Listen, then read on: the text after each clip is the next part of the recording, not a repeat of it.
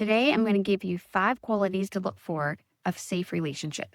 Safe relationships are foundational to our healing. We are not made to heal in isolation. We are made to heal in community, and safe relationships are part of that healing process.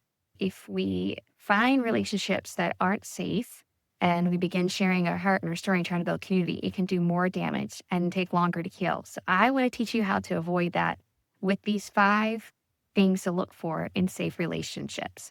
The first thing to look for is safe people support your growth. Safe people are going to champion your growth. They're going to be your cheerleader. They're going to want to see you make strides and grow towards wholeness. They're going to want to see you succeed in the things that you set yourself towards. They're not going to be discouraging when you say you're trying something new or feel God maybe is leading you to this direction. Maybe they have cautions against different things, but they're going to champion you in those things. They're going to champion you as you make other safe relationships, as you go to therapy and as you deal with things, which leads me to the second thing that safe and healthy people do. Safe people encourage healthy community. Safe people know there is wonderful other friends out there for you to have, and they encourage you to meet new people that will support your growth and support you on your journey. They will be eager to share their friends with you and to share their networks with you because they want to see you succeed the same as you're eager to share your friends and network with them. You want to champion each other to have more robust communities. I remember one of my friends did this for me by helping me get into a job. She introduced me to somebody with magazines and I began writing, and that was 6.5 years ago. And that's an example of a safe friend. They're looking for ways for you to grow and develop a safe community, safe network of people. Safe people also, number 3, are consistent and fair. And what I mean by that is they're going to be consistent in the same standards they hold you to. You may think somebody's safe because they have great standards. That's great, but they also need to walk those. If they show up consistently late, which is a problem because lateness and not showing up when you say you will is the foundation of relationship trust. It teaches you that this person is somebody you can trust.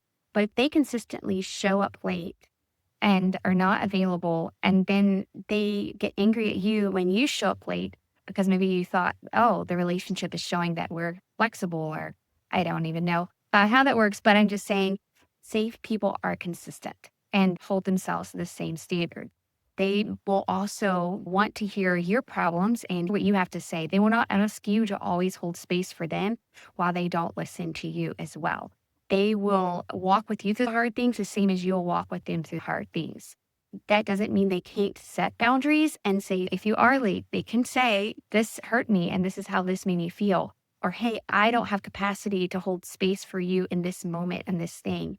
But they also need to be able to respect that no for you too. And it shouldn't be a consistent thing every single time. And so that is making sure that they live by what they say. And that means safe people aren't perfect either, but they're willing to be held accountable when they do things that hurt other people. They want to know when they've hurt you and when they've hurt others by these things, and they want to continually grow. They've embraced a growth mindset for both you and them. Safe people communicate honestly. And so, as I just mentioned, they're open to feedback. They want to know when you've been hurt by them, and they're open to share when you've hurt them as well. They're able to communicate those things because when somebody can't communicate effectively, then they'll begin to hold it inside, and they'll sometimes become passive aggressive and hold it against you. And that is not a safe person. Safe people don't use you. Now, this may sound like, okay, that's pretty simple, but no. There's a lot of people out there that will exploit your kindness, exploit your friendship, and safe people don't do this.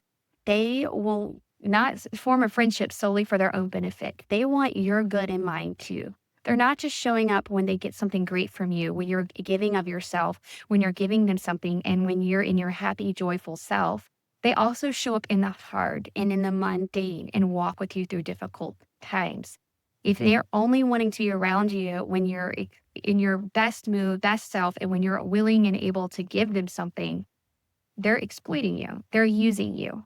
They're not mutually giving. I hope this was super helpful for you to kind of think through what a safe relationship is, because you deserve safe relationships.